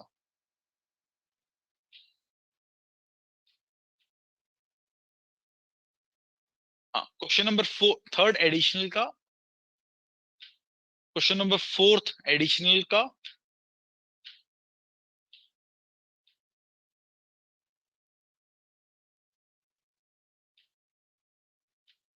बताइए, 2 ही क्वेश्चन है इसमें, ज्यादा क्वेश्चंस नहीं है। 3rd and 4th। ओके, इसका आंसर क्या होगा, 9:16, बड़ा आसान है। इसका आंसर क्या होगा, 8:27। इसका आंसर क्या होगा, 4:3। और इसका आंसर क्या होगा, √16 × 64, 4 × 8, 32। Any doubts in these 4 questions? एक बार रिप्लाई करके बता दो मेरे को।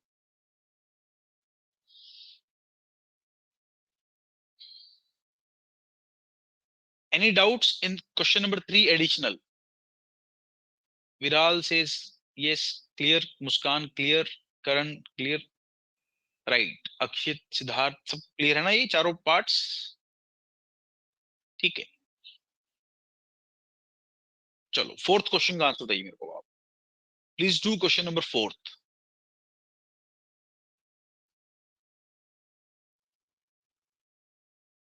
एडिशनल का 4th क्वेश्चन।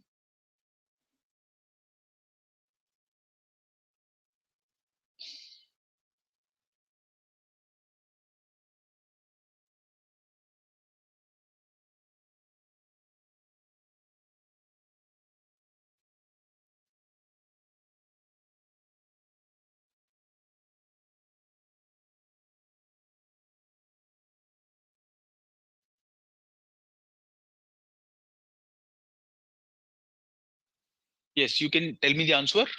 4th का क्या आंसर होगा?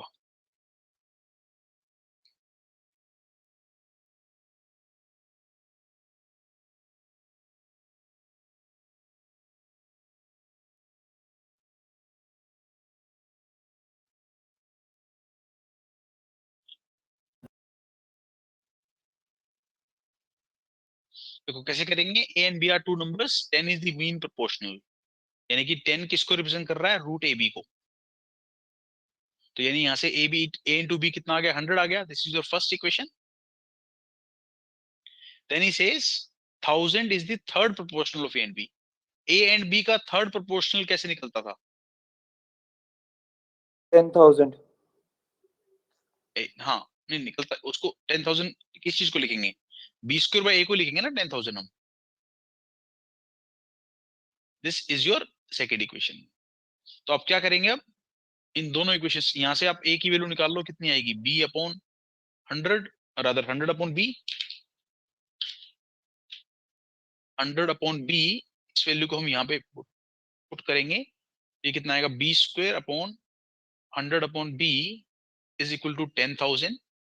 From here b cube is equal to 100 का cube, from here the value of b comes out to be equal to 100 and then a will come out to be equal to 1। तो b की value 100 आ गई, a की value 1 आ गई। ये बोल रहा है दोनों में से बड़ा नंबर कौन सा है, b, and the value is 100। 100 is the answer।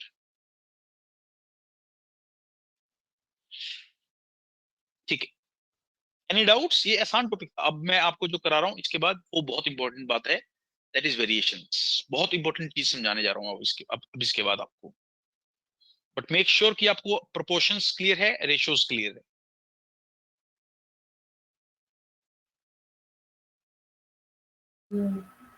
Sir ये मीन प्रोपोर्शनल को फर्स्ट प्रोपोर्शनली कहते हैं ना? नहीं, मीन प्रोपोर्शन को सेकंड प्रोपोर्शन भी बोलते हैं। सेकंड, ठीक है। अब आपको जो मैं बताने जा रहा हूं, that is very very important thing.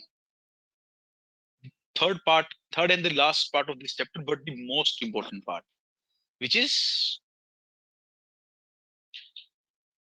after proportions. Now I'm going to discuss with you variations. Now understand this topic very very carefully. There are two types of variations. Generally we have two types of variations. One is known as direct variation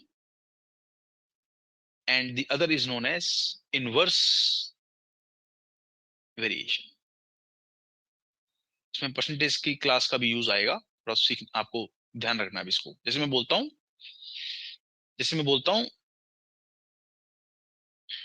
distance is proportional, distance is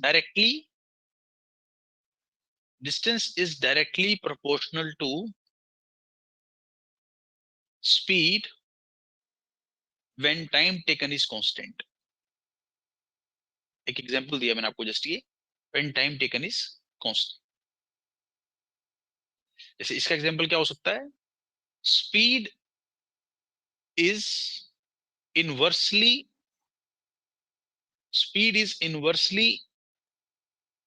proportional to time when the distance covered is constant। When the distance covered is constant।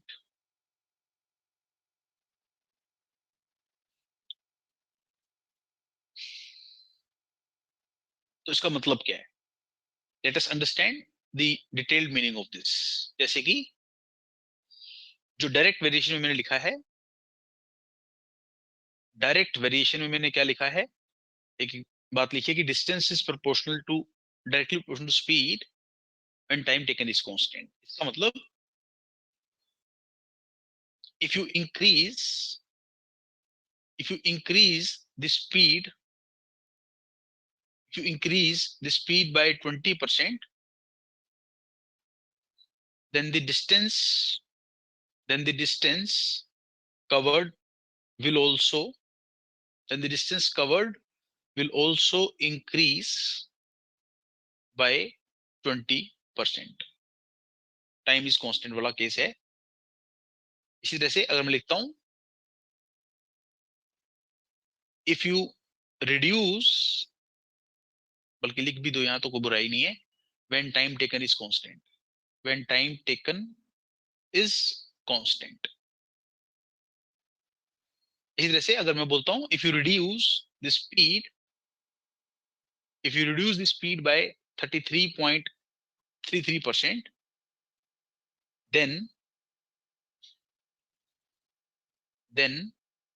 the distance to be covered, या distance covered will also decrease by 33.33% when time taken is constant। Example है just आपको समझाने के लिए कि direct variation किसको बोलते हैं। This is an example to make you understand what do you mean by direct variation.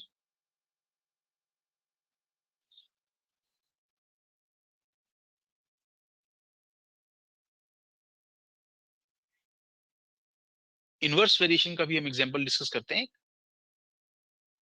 Inverse variation जैसे कि आप मुझे बताओ, इसका आंसर मुझे आपसे चाहिए. मैं क्वेश्चन लिख रहा हूं, आंसर मुझे आप बताना.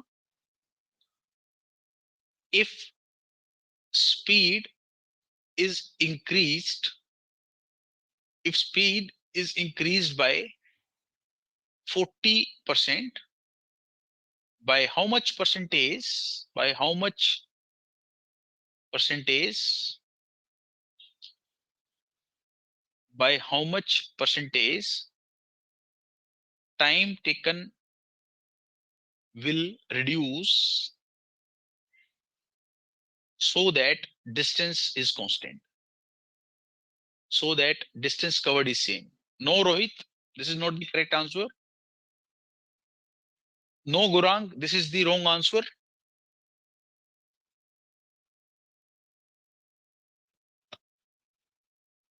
Prakhar, this is again the wrong answer. This is the wrong answer, Divyansh.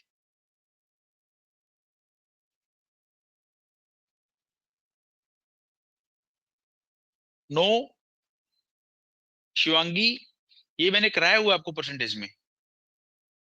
अब ऐसा ना करो आप कम से कम, क्योंकि इतना मैंने परसेंटेज में कराया आपको, तो उसका यूज तो दिखना चाहिए मेरे को. देखो, इसको हम बोलते हैं, यहां लगाएंगे product constant rule. Product constant rule और बेस इंटरचेंज मेथड. देखो, डिस्टेंस क्या होता है? Speed into time. अगर आपने स्पीड को 40% से इंक्रीज कर दिया, 40% से इंक्रीज कर दिया नहीं करण, तो टाइम टेकन को कितने परसेंट से decrease, time taken will reduce by how much percentage? देखो, 40% को हम क्या बोलते हैं? प्लस 40% को हम क्या बोलते हैं? प्लस 2/5, यानी कि प्लस 1/5/2, यानी कि प्लस 1/2.5. तो इसका दूसरी तरफ चेंज क्या आएगा? अगर स्पीड में ये चेंज आया है, तो टाइम टेकन में क्या चेंज आएगा? -1/2.5 + 1. यानी कि एक बच्चे ने सही आंसर दिया था बीच में, यानी कि -2/7, यानी कि -28.56%. This was the correct answer. एक बच्चे ने सही आंसर दिया था इसका, उसका मैंने नाम नहीं लिया था. आई थॉट कि बाकियों को भी करने दूं मैं एक बार. Akshit, you were right, very good. So time taken has to be reduced by how much percentage? Answer is 28.56%. So that distance covered is constant. ये तो हमने डिस्कस किया ही था ना. आई डोंट थिंक इसमें आपको कोई प्रॉब्लम होनी चाहिए.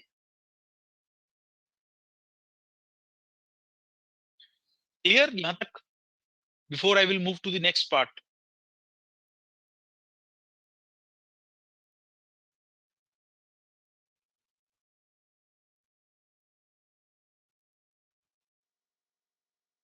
हाँ जी, बताओ तो सही, क्लियर है या नहीं क्लियर है?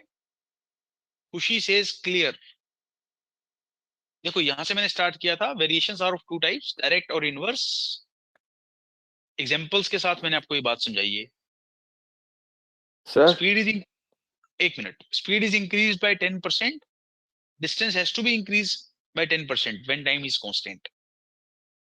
If speed is reduced by 33.33%, distance also will reduce by 33.33%.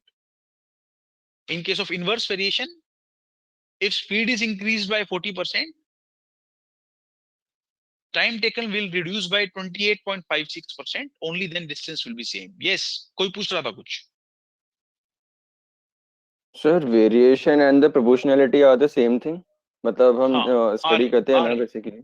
नहीं नहीं, आ रहे हैं. ये बहुत अच्छा क्वेश्चन पूछा आपने, बहुत अच्छा क्वेश्चन पूछा है. अभी मैं इस बात का जवाब आपको देता हूँ. अभी आपको दे रहा हूं मैं एक जवाब आपको. आप मुझे एक छोटे से क्वेश्चन का आंसर करना, आपको अभी पता लग जाएगा. You know about cube, cube के बारे में नहीं पता तो बता देता हूं. If side of the cube is, if the side of the cube is x units, so you know the surface area, या इसको हम चलो ये ले लेते हैं एक मिनट. सरफेस एरिया, तो आपको पता है सरफेस एरिया ऑफ क्यूब क्या होता है? 6x square units, और cube of the rather volume of the cube, volume of the cube को हम क्या बोलते हैं? X cube, cubic units, cubic units. चलो मैं आपसे एक छोटा सा क्वेश्चन पूछता हूं. आपके सामने ये सिचुएशन है. My first question is, if surface area of the cube is increased by 44%, find the percentage change in its volume. And my second question is, if volume of the cube is reduced by 48.8%, find the percentage change in its surface area. आराम से तसल्ली से इसको करो. You take 4 minutes time. You take 4 minutes time and send me answers. Send the answers to the organizers only. Organizers को send करो आप.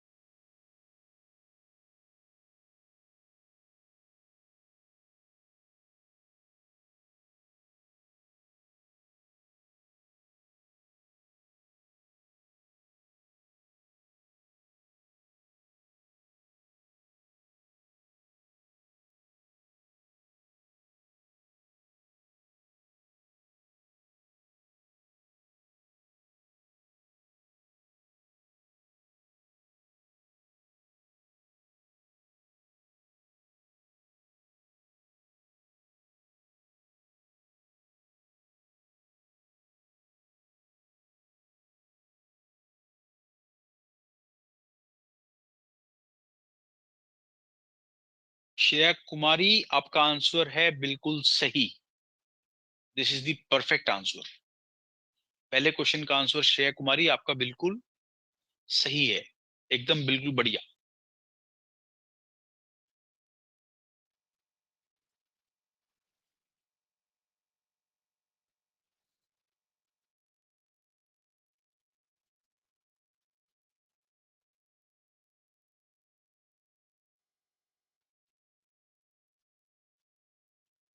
तो अब आप सेकंड का भी आंसर कर सकते हैं अगर आपने फर्स्ट का कर दिया है तो.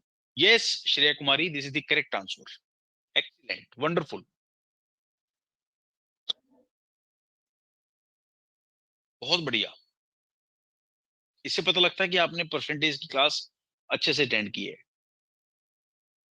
देखो इसको करने के दो तरीके हो सकते हैं. पहला तरीका 44%, एक्चुअली यहाँ स्क्वायर है ना, इसका मतलब मैं अब समझो ध्यान से. Everyone look at the screen now. Surface area of the cube is proportional to, मैं बोल सकता हूं, can I say surface area of the cube, everyone look at the screen now, is directly, जो आप पूछ रहे थे ना वेरिएशन में और प्रोपोर्शनलिटी में क्या फर्क है, वो यही फर्क है. देखो, is directly proportional to now square of the side. सिर्फ साइड के प्रोपोर्शनल नहीं है, स्क्वायर ऑफ द साइड के प्रोपोर्शनल है। तो वेरिएशन और डायरेक्ट इनवेरिएशन में तो हम सिर्फ एक चीज की बात करते हैं, बट यहाँ स्क्वायर ऑफ साइड है, क्यूब ऑफ साइड भी हो सकता है, मतलब कि तो surface area of the cube is directly proportional to square of the side. So अगर आप एक बात को ध्यान से समझो, इसका मेथड नंबर 1 क्या हो सकता है इस क्वेश्चन को करने का? मेथड नंबर 1, अगर आप में आपके सरफेस एरिया में 44% का इंक्रीमेंट आया है, तो 44% इंक्रीमेंट कैसे आया होगा? 20% फॉलोड बाय 20%। 20% और 20% का सक्सेसिव परसेंटेज चेंज कितना होता है? 44% होता है ना। 20% और 20% का सक्सेसिव परसेंटेज चेंज कितना होता है? 44% होता है। सो that means side has increased by 20%। इसका मतलब साइड इंक्रीज हुई है 20% से। अब मुझे निकालना है वॉल्यूम में चेंज, यानी कि 3 बार 20% फॉलोड बाय 20% फॉलोड बाय 20%, इन दोनों का सक्सेसिव परसेंटेज चेंज 44%। फिर इन दोनों का सक्सेसिव परसेंटेज चेंज कितना आएगा? 44 plus 20 plus 44 into 20 by 100, that is very right answer, 72.8%। ये क्वेश्चन किस किस को समझ में आया? एक बार just let me know, please type your. इसका मैं आपको सेकेंडरी मेथड भी बता दूंगा। Sir, how we will find that 20% plus 20% will be there? हाँ, वो तो मैंने जस्ट इसका आसान मेथड तो बताया ही नहीं ना, इसलिए आपको ऐसा लग रहा है। देखो, सरफेस एरिया अगर मान लो 1 था, या सरफेस एरिया कुछ भी है, चलो 1 मान लेते हैं, तो उसमें 44% का इंक्रीमेंट करने से, तो या इसको 6 मान लेते हैं। सरफेस एरिया अगर 6 है तो इसमें 44% का इंक्रीमेंट करने से it will become 6 into 1.44। So this is the old surface area and this is the new surface area. So अगर ये पहले 6 था तो इसका मतलब पहले एज कितना था? 1 था। अब एज कितना आएगा? यहां से 1.2 आ जाएगा। तो इसका मतलब पहले वॉल्यूम कितना था?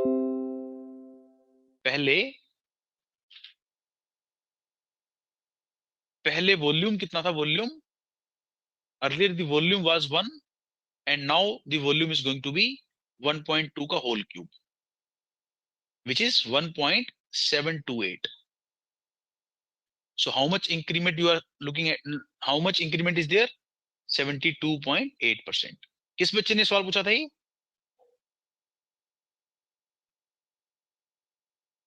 मैं इसको अगले पेज पे भी समझा सकता था। मैं यही था मेथड 2, एक्चुअली मेथड 2 यही था। मैं इसको अगले पेज पे समझा देता हूँ। इंसर्ट डुप्लीकेट पेज, एंड इसी क्वेश्चन को करने का मेथड नंबर 2 क्या हो सकता है?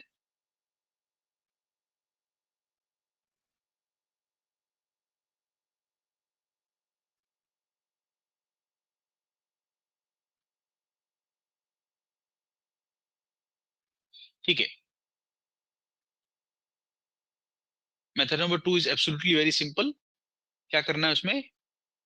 मान लेते हैं कि पहले साइड 1 थी तो सरफेस एरिया 6 था, तो वॉल्यूम इनिशियली क्या था? 1 था। 1 का क्यूब इज 1। ये लो, अब साइड आपकी इंक्रीज हो गई है 44% से, तो इट बिकम 6 इंटू 1.44। तो अकॉर्डिंगली आपकी नई नई सरफेस एरिया आपका ये हो गया है। तो नई साइड कितनी आ जाएगी? 1.2। तो नया वॉल्यूम कितना आ जाएगा आपके पास? 1.728, and then there is a direct increment of 72.8% is the answer. But ये वेरिएशंस की हेल्प से ना करके हमने फॉर्मूला की हेल्प से किया, और जो पीछे हमने अप्रोच यूज की है वो प्रॉपर वेरिएशन है, मतलब 2 बार directly proportional to square of the side है, मतलब तो इसमें 2 बार चेंज लगेगा, एक्सेसिव परसेंटेज चेंज लगेगा।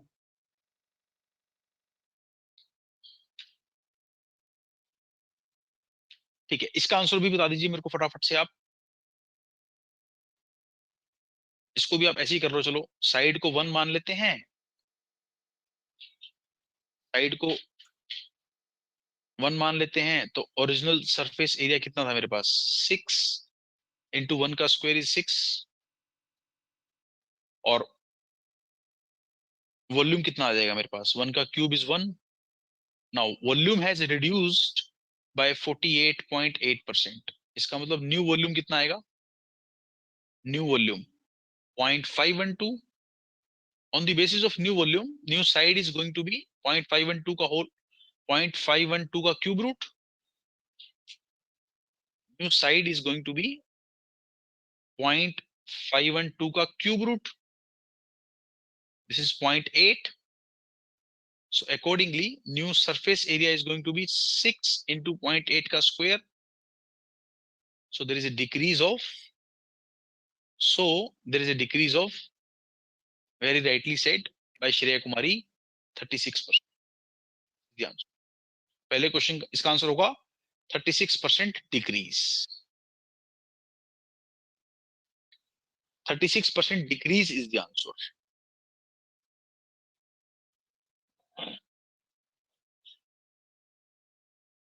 और पिछले क्वेश्चन का 72.8%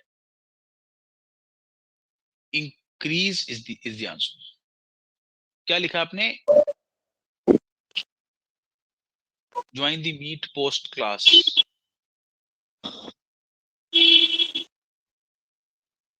ठीक है. एनीवेज, ये आप आराम से तसल्ली से देख सकते हैं. किसी को कोई डाउट हो तो पूछ सकते हैं आप. एक बार दोबारा से देख लो. This is from where I started with variations. Mike off रखें बच्चे, माइक ऑफ रखें आप. Distance is directly proportional to speed when time is constant. एक एग्जांपल दिया मैंने. और इनवर्स वेरिएशन का speed is inversely proportional to time when distance is constant. यानी कि अगर आप स्पीड को 20% से इंक्रीज करते हो तो distance will also increase by 20% when time is constant. यानी अगर आप स्पीड को 33.33% से रिड्यूस करते हो तो distance will also reduce by 33.33% when time is constant. Inverse variation में if speed is increased by 40%, you will have to reduce time taken will reduce by 28.56%, so that distance covered is constant. ये inverse variation का example है. एक example मैंने cube के ऊपर भी लिया है. आप इसका स्क्रीनशॉट ले लीजिए और इसको आराम से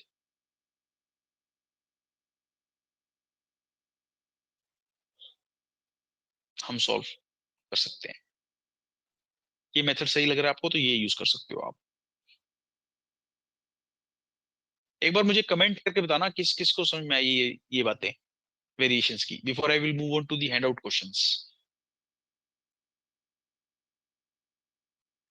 कमेंट करके बताओ मेरे को किसको समझ में आ गया है. जिसको आ गया है वो वाई लिखे, और जिसको समझ में नहीं आया वो नो एन लिखे. एन.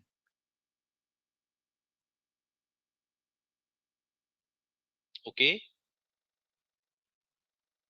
ओके.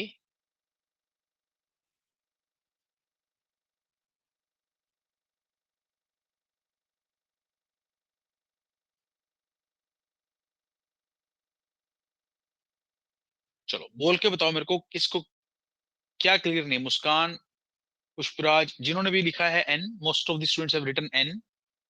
तो मुझे बताइए आपको क्या समझ में नहीं आया, so that I am able to help you. ठीक है, मुझे समझ में आ गया. आपको किसी को भी समझ में नहीं आया आप मुझे, ठीक है, किसी को भी समझ में नहीं आया, आई अंडरस्टूड. आप मुझे बता दीजिए कि आपको क्या क्या चीज ऐसी है जो, थोड़ा क्लेरिफाई करो ना, क्या चीज ऐसी है जो आपको समझ में आने में दिक्कत आई इसमें. बोल के बताओ.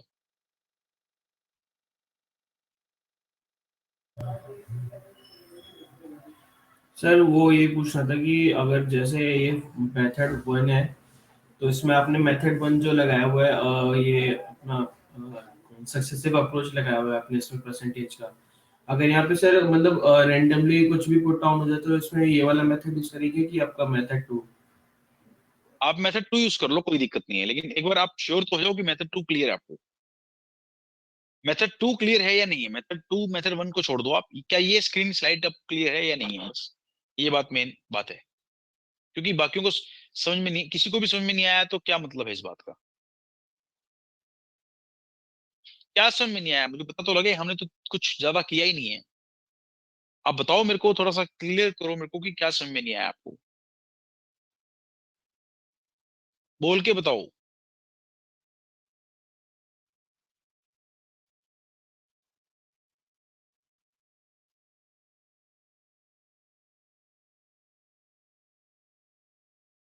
सर ये इनवर्स वेरिएशन का आप एक बार फिर से समझा दो सर, डायरेक्ट वेरिएशन तो समझ आ गया। अच्छा मुझे चलो एक बात बताओ, मुझे आप एक छोटी सी बात बताओ, 5 पेन 25 रुपए के आते हैं, तो 40 पेन कितने रुपए के आएंगे? आपने लेफ्ट साइड में 8 से मल्टीप्लाई किया, तो राइट साइड में भी 8 से मल्टीप्लाई करेंगे ना आप, तो 200 रुपए के आएंगे। इसको बोलते हैं डायरेक्ट वेरिएशन। इसको बोलते हैं डायरेक्ट वेरिएशन। फिर से बोल, सुन लो ध्यान से। 5 पेन 8 रुपए 25 रुपए के हैं, तो 40 पेन कितने रुपए के होंगे? 5 को 8 से किया तो 40 आ गया, तो 25 को भी 8 से करोगे तो 200 रुपए आपके क्वेश्चन का आंसर होगा। ये क्लियर है?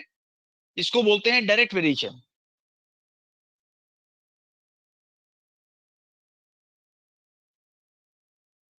मैं बोलता हूं फिर दूसरा क्वेश्चन, दूसरा केस। 20 आदमी 10 दिन में काम खत्म करते हैं, तो 40 आदमी कितने दिन में काम खत्म करेंगे? आपने यहां इसको 2 से मल्टीप्लाई किया, तो यहां इसको आप हाफ से मल्टीप्लाई करोगे, यानी कि 5 डेज में काम खत्म करेंगे। इसको बोलते हैं इनवर्स वेरिएशन। इस पॉइंट को बोलते हैं इनवर्स वेरिएशन। क्या ये बात सबको क्लियर है? अब मुझे रिप्लाई करके बताइए आप।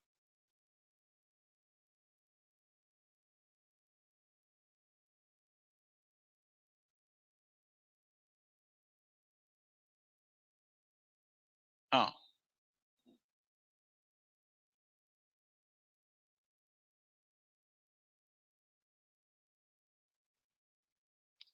ये बात क्लियर है, तो बस इसका यही मतलब था कि जितने से आपने लेफ्ट साइड को इंक्रीज किया स्पीड, हाँ, तो स्पीड को अगर आपने 20% से इंक्रीज किया तो distance will also increase by 20%, क्योंकि दोनों में डायरेक्ट रिलेशनशिप है, और स्पीड और टाइम में इनवर्स रिलेशनशिप है। तो ये जो क्वेश्चन है ये इनवर्स का है। स्पीड और टाइम में कौन सा रिलेशनशिप है? इनवर्स रिलेशनशिप है।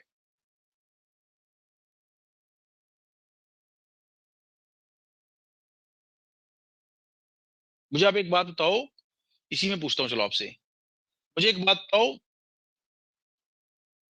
40 किलोमीटर पर आवर की, या को मैं थोड़ा सा और क्लेरिफाई कर रहा हूं आपको, 60 किलोमीटर पर आवर की स्पीड से आपको लगते थे 14 आवर्स, तो 84 किलोमीटर पर आवर की स्पीड से 84 किलोमीटर पर आवर की स्पीड से how much time you will take so that distance covered is same?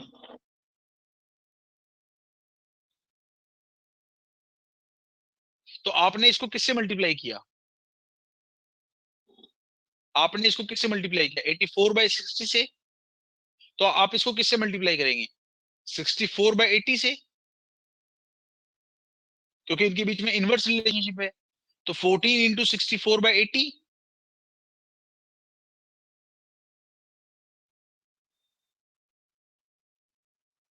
Sir 60/84 से। एक मिनट, मैंने कुछ गलत लिख दिया क्या? अच्छा, उल्टा लिख दिया, मतलब फिगर गलत लिख दिए। 60/84, तो कितना आएगा ये? 14 इंटू 60/84। हाँ, तो कितना आएगा आपके पास ये? 7 इंटू 60/42, यानी कि 10 की स्पीड से 10 आवर्स लगेंगे आपको। ये क्लियर है? एक बार मुझे कमेंट करके बताओ आप।